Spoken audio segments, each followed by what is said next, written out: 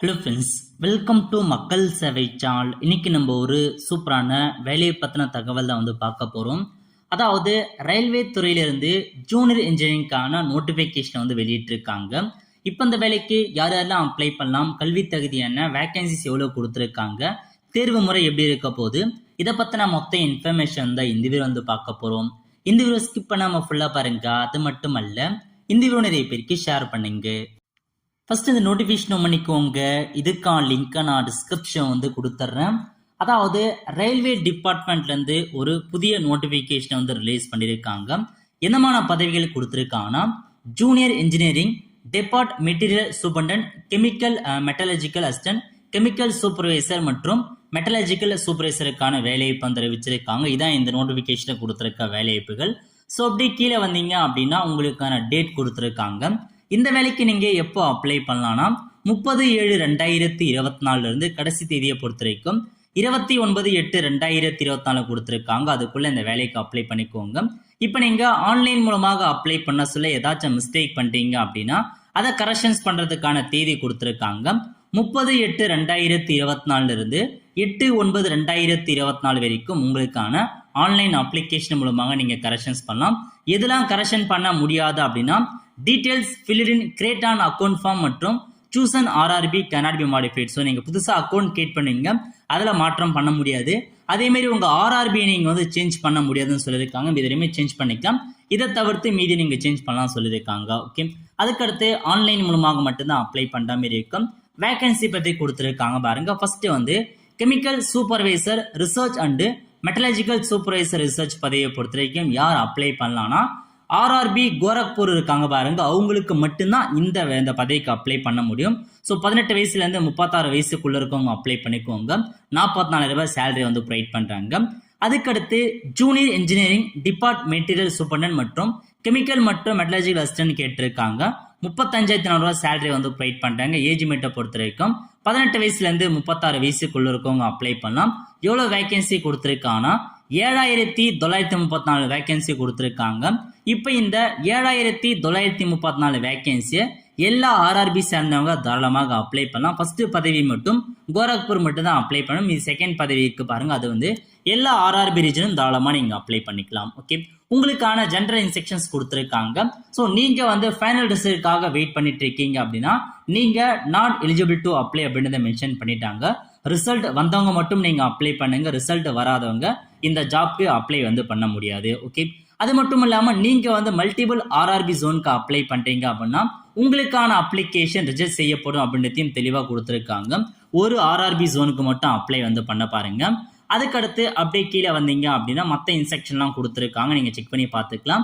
Exam பொறுத்த வரைக்கும் 2 ஸ்டேஜாக exam வைக்கிறாங்க. சேலரியை பொறுத்த வரைக்கும் உங்களுக்கு ஆல்ரெடி பார்த்தாச்சு, 35,400 ரூபாயிலேருந்து 44,000 வரைக்கும் சேலரி கொடுக்குறாங்க. நெகட்டிவ் மார்க் இருக்குது அப்படின்றதையும் மென்ஷன் பண்ணிட்டாங்க, அதையும் செக் பண்ணி பார்த்துக்கோங்க. ஓகே, ஸோ நெக்ஸ்ட் அப்படியே கீழே வந்தீங்க அப்படின்னா ஒரு சில ஜென்ரல் இன்ஸ்ட்ரக்ஷன் நிறைய எக்கச்சக்கமாக கொடுத்துருக்காங்க. இப்போ நம்ம இம்பார்ட்டன்டான இன்ஃபர்மேஷன்ஸ் மட்டும் பார்த்துடலாம். ஓகே, இந்த வேலையை பொறுத்த வரைக்கும் இந்தியாவில் இருக்க எல்லாருமே நீங்கள் தாராளமாக அப்ளை பண்ணிக்கோங்க. ஏஜ் லிமிட்டை பொறுத்த வரைக்கும் 18 வயசுலேருந்து 36 வயசுக்குள்ள இருக்கவங்க அப்ளை பண்ணலாம். அது மட்டும் இல்லாமல் அப்பர் ஏஜ் லிமிட் மற்றும் லோவர் ஏஜ் லிமிட் கொடுத்துருக்காங்க பாருங்க. அதாவது ஜென்ரல் கேட்டகரி மற்றும் எக்கனாமிக்கல் வீக்கர் செக்ஷனை எந்த ஏஜ் வரைக்கும் இருக்கவங்க அப்ளை பண்ணலாம். அதே மாதிரி ஓபிசி என்சியில் இந்த ஏஜுக்குள்ள இருக்கவங்க அப்ளை பண்ணிக்கோங்க. எஸ்சிஎஸ்டியா இருக்கவங்க இந்த ஏஜுக்குள்ள இருக்கவங்க நீங்க தாராளமாக அப்ளை பண்ணலாம். லோயர், ஸோ கம்மியான டேட் ஆஃப் பர்த் என்னன்னா 1/1/2007 அதுக்குள்ள பிறந்திருக்காங்க பாருங்க, அவங்க மட்டும்தான் அப்ளை பண்ணணும். ஸோ இதான் உங்களுக்கான ஏஜ் லிமிட். இந்த ஏஜ் லிமிட்குள்ள இருக்கீங்க அப்படின்னா தாராளமாக இந்த வேலைக்கு நீங்க அப்ளை பண்ணிக்கோங்க. அது மட்டும் இல்லாமல் உங்களுக்கான ஏஜ் ரிலாக்ஸேஷன்ஸ் கொடுத்துருக்காங்க பாருங்க. எஸ்சிஎஸ்டிக்கு அதிகபட்சமாக 5 இயர்ஸ் கொடுத்துருக்காங்க. ஓபிசி என்சிலுக்கு அதிகபட்சமாக 3 இயர்ஸ் இருக்கு, நீங்க எக்ஸ்ட்ராவா அப்ளை பண்ணலாம். அந்த மாதிரி எக்ஸர்வீஸ் மேன் கொடுத்துருக்காங்க. டிஃப்ரெண்ட் எவ்வளோ பர்சன்ட் கொடுத்துருக்காங்க. ஸோ ஆல்ரெடி ஒர்க் பண்ணியிருக்காங்க பாருங்க ரயில்வே டிபார்ட்மெண்ட், அவங்களுக்கு கொடுத்துருக்காங்க. அப்புறம் வீடியோ டிவர்ஸ் மேன்லாம் இருக்காங்க, அவங்களுக்கு மென்ஷன் பண்ணியிருக்காங்க எவ்வளோ age relaxation. So age relaxation check பண்ணி பார்த்து இந்த ஜாப்க்கு நீங்கள் அப்ளை பண்ண பாருங்க. நெக்ஸ்ட் எஜுகேஷனல் குவாலிஃபிகேஷனை பொறுத்த வரைக்கும் பல்வேறு பதவிகள் அறிவிச்சிருக்காங்க. ஸோ கடைசி எஜுகேஷன் குவாலிஃபிகேஷன்ஸ் கொடுத்துருக்காங்க. அப்போ நம்ம லாஸ்ட்டாக பார்த்துடலாம். ஓகே, நெக்ஸ்ட் இந்த வேலைக்கு நீங்கள் ஃபீஸ் பேமெண்ட் பண்ணுற மாதிரி இருக்கும். அதாவது அனைத்து கேட்டகரி இருக்காங்க பாருங்க, நீங்க 500 ரூபாய் பேமெண்ட் பண்ற மாதிரி இருக்கும். இதுவே நீங்க SC ST ex service man அனைத்து கேட்டகரி சார்ந்த பெண்களா இருக்கீங்க, டிரான்ஸ்ஜெண்டரா இருக்கீங்க, மைனாரிட்டியா இருக்கீங்க அல்லது எக்கனாமிக்கல் பேக்வர்ட் கிளாஸஸாக இருக்கீங்க அப்படின்னா உங்களுக்கு 250 ரூபா மட்டும் நீங்கள் பேமெண்ட் பண்ணால் போதுமானது. இவங்களை தவிர்த்து மீதி இருக்கவங்க 500 ரூபாய் நீங்கள் பேமெண்ட் வந்து பண்ணுற மாதிரி இருக்கும். ஓகே, ஆன்லைன் மூலமாக தான் நீங்கள் பேமெண்ட் வந்து பண்ணுற மாதிரி இருக்கும். நெக்ஸ்ட் அப்படியே கீழே வந்தீங்க அப்படின்னா உங்களுக்கான ரீஃபண்ட் ப்ராசஸ் கொடுத்துருக்காங்க பாருங்க. அதாவது நீங்கள் எக்ஸாமினேஷன் முடிச்சதுக்கு அப்புறம் உங்களுக்கான அமௌண்ட்டை ரீஃபண்ட் பண்ணிடுவாங்க. அதுக்கு நீங்கள் ஆன்லைன் மூலமாக அப்ளை பண்ண சொல்ல உங்கள் பேங்க் அக்கௌண்ட் எல்லாமே நீங்கள் கொடுக்குற மாதிரி இருக்கும். உங்கள் பேங்க் அக்கௌண்ட்டே வந்து கொடுக்க பாருங்க. அப்போ தான் உங்கள் அக்கௌண்ட்டுக்கு அமௌண்ட்டை ரீஃபண்ட் வந்து பண்ணுவாங்க. ஸோ அப்ளை பண்ணுறோடைய அக்கௌண்ட்டை கொடுத்துறாதீங்க. யார் வந்து கேண்டிடேட்டாக இருக்கீங்களோ உங்களுடைய பேங்க் அக்கௌண்ட்டை கொடுத்துங்க. அப்போ தான் உங்களுக்கு உங்கள் பேங்க் அக்கௌண்ட்டுக்கு ரீஃபண்ட் வந்து வரும். ஓகே, அதுக்கடுத்து நெக்ஸ்ட் அப்படியே கீழே வந்து ரிசர்வேஷன் பற்றிலாம் கொடுத்துருக்காங்க. யார் யார் எந்த கேட்டகரி அப்படின்னு நீங்கள் செக் பண்ணி பார்த்துக்கோங்க. ஸோ நெக்ஸ்ட் வந்து பார்த்தா ரெக்ரூட்மெண்ட்கான ப்ராசஸ். இந்த வேலைக்கு எப்படி செலெக்ஷன்ஸ் பண்ணுறாங்க அப்படின்னா உங்களுக்கு முதல்ல 2 எக்ஸாம் வைக்கிறாங்க. ஃபர்ஸ்ட் வந்து CBT 1 அதாவது கம்ப்யூட்டர் பேஸ்ட் டெஸ்ட் 1, அதுக்கப்புறம் கம்ப்யூட்டர் பேஸ்ட் டெஸ்ட் 2 2 எக்ஸாம் வைக்கிறாங்க. அதுக்கப்புறம் டாக்குமெண்ட் வெரிஃபிகேஷன்ஸ் இருக்க போது, அப்புறம் மெடிக்கல் எக்ஸாமினேஷன்ஸ் இருக்க போது. இதெல்லாம் நீங்க செலக்ட் ஆயிட்டீங்க அப்படின்னா ரிசர்வேஷன் அடிப்படையில் உங்களுக்கான வேலை வந்து கொடுத்துருவாங்க. ஸோ ஃபர்ஸ்ட் வந்து பார்த்தா கம்ப்யூட்டர் பேஸ்ட் மூலமாக எக்ஸாமினேஷன்ஸ் வைக்கிறாங்க. ஃபர்ஸ்ட் எக்ஸாம் எப்படி இருக்க போதுன்னா மொத்தமாக 100 கொஸ்டின்ஸ் கேட்குறாங்க. 90 மதிப்பெண்களுக்கு உங்களுக்கான எக்ஸாம் இருக்க போது. அதுக்கான சிலபஸ் கொடுத்துருக்காங்க பாருங்க.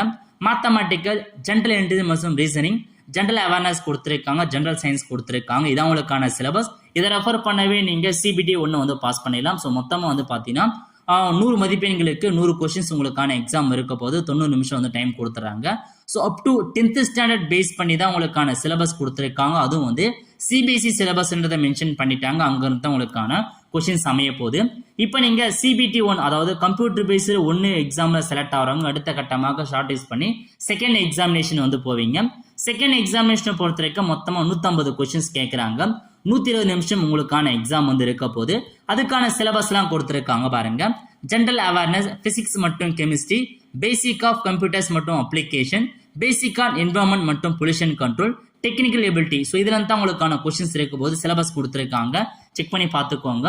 ஸோ எவ்வளோ கொஸ்டின்ஸ் இருக்க போது அதையும் அறிவிச்சிருக்காங்க. செக் பண்ணி பார்த்துக்கோங்க. இதுதான் உங்களுக்கான இன்ஃபர்மேஷன். ஸோ 150 கொஸ்டின்ஸ் கேட்பாங்க. 150 மார்க்குக்கு உங்களுக்கான எக்ஸாம் வந்து இருக்க போது. ஓகே, ஸோ CBT 2ல செலக்ட் ஆகிறவங்க அடுத்த கட்டமாக டாக்குமெண்ட் வெரிஃபிகேஷன்ஸ், அது மட்டும் இல்லாமல் உங்களுக்கான மெடிக்கல் எக்ஸாமினேஷன்ஸ் வந்து போவீங்க.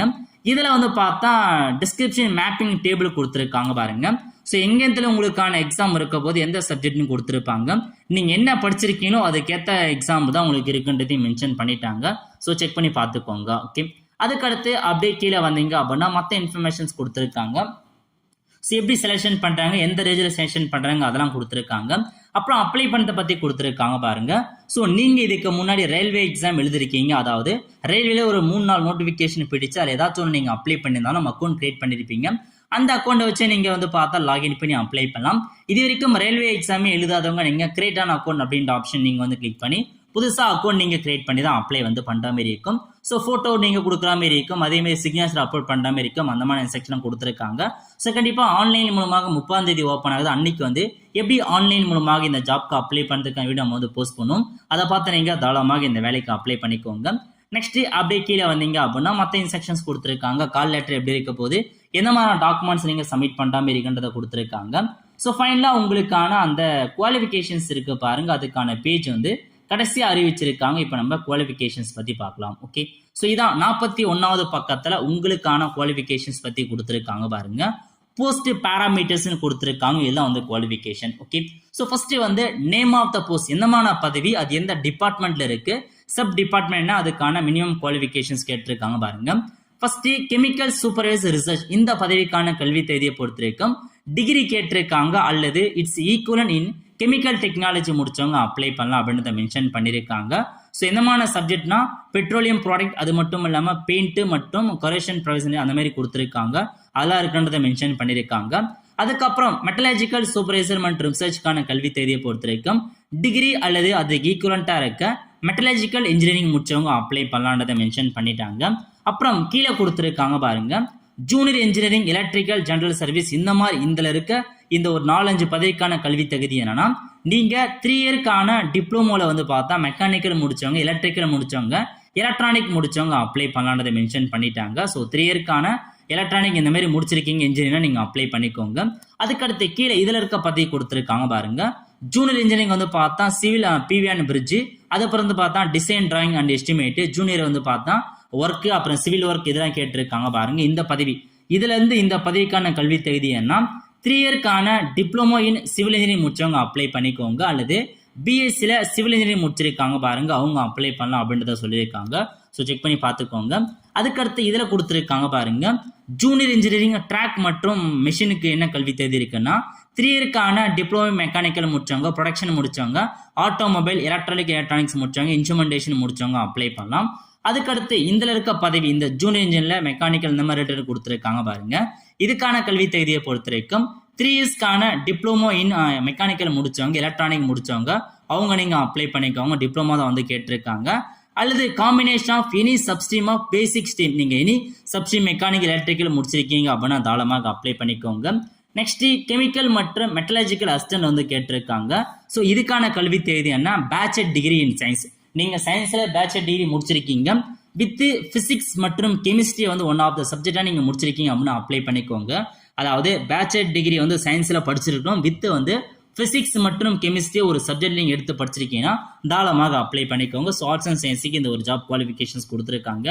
அதுக்கப்புறம் ஸோ மீதி எல்லாமே வந்து பார்த்தா டிப்ளமோ இன் இன்ஜினியரிங் முடிச்சிருக்காங்க பாருங்க அவங்க தான் இந்த ஜாப்க்கு அதிகபட்சமாக நீங்கள் அப்ளை பண்ண போறீங்க.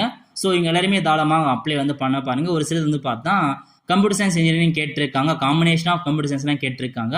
ஸோ செக் பண்ணி பார்த்து அப்ளை பண்ணுங்க. இதான் உங்களுக்கான கல்வி தேதியாக வந்து கொடுத்துருக்காங்க. ஓகே, ஸோ டீட்டெயில் ஆஃப் மெர்ஜர் கேட்டகரிலாம் கொடுத்துருக்காங்க பாருங்க. ஸோ இதெல்லாம் நீங்கள் செக் பண்ணி பார்த்துக்கோங்க. குவாலிஃபிகேஷனை பொறுத்த வரைக்கும் வந்து பார்த்தா இன்ஜினியரிங் முடிச்சவங்க, டிப்ளமோ முடிச்சவங்க, பிஎஸ்சி முடிச்சவங்க நீங்கள் அப்ளை பண்ணலாம். ஓகே, நெக்ஸ்ட் வேகன்சி டேபிள் கொடுத்துருக்காங்க பாருங்க. ஒவ்வொரு ஜோன் வைஸா உங்களுக்கான வேகன்சி பற்றி கொடுத்துருக்காங்க. ஸோ நீங்கள் போயிட்டு உங்கள் வேகன்சி என்னன்னு செக் பண்ணி பார்த்துக்கோங்க ஒவ்வொரு ஜோன் வைஸா. ஸோ இப்போ நம்ம வந்து பார்த்தா சதர்ன் ரீஜன் சென்னைக்கான வேகன்சி பற்றி பார்த்துடலாம். ஓகே, 55வது பக்கத்தில் கொடுத்துருக்காங்க பாருங்க ஆர்ஆர்பி சென்னை. ஸோ என்னமான வேகன்சிலாம் கொடுத்துருக்காங்க நீங்கள் வந்து செக் பண்ணி பார்த்துக்கோங்க. ஸோ ஐசிஎஃப்ல வேலையை இப்போ வச்சிருக்காங்க 16 வேகன்சி. அதேமாதிரி ஒவ்வொரு டிபார்ட்மெண்ட் வைஸாக வேகன்சி கொடுத்துருக்காங்க பாருங்க.